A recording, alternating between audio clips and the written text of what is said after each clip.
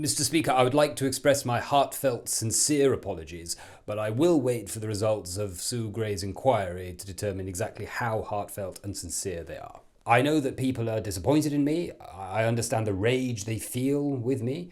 I mean, believe me, you don't get to be me for this long without understanding that some people hate you.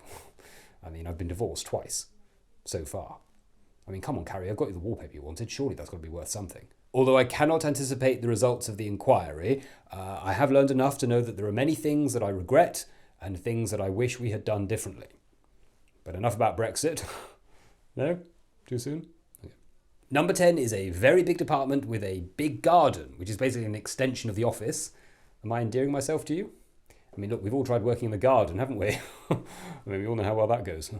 On that day, I went into the garden to congratulate groups of colleagues for, well, how long does it take to drink a pint of champagne? Work speed, probably about 25 minutes. And then I went back into the office and carried on prime ministering after a nap. With hindsight, I can agree that perhaps I should have noticed that I was at a party.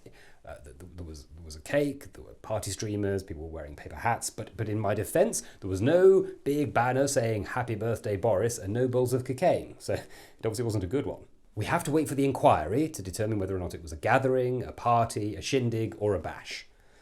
I mean, none of them are allowed at the time, but it's good to get the detail, isn't it? I appreciate the point the right honourable gentleman is making, but I would just refer him back to my previous answer, which is that we have to wait for the results of the inquiry from Sue Gray. I mean, she's basically like government Google. Was there a party? Sue Gray it. Was it allowed? Sue Gray it. Should I resign? Definitely don't Sue Gray it. I renew my contrition. I renew my, can I just say ditto? Look, I understand that the right honourable gentleman is actually paid to try and replace me, unlike members of my cabinet who are doing it just for fun. But I would just say that we have the fastest vaccine rollout in Europe, the most testy public, and the fastest growing number of apologies from a prime minister. So that's the real work that we've been doing. Oh, I love washing machines. But I would just ask my honourable friend to wait for that to be confirmed by Sue Gray.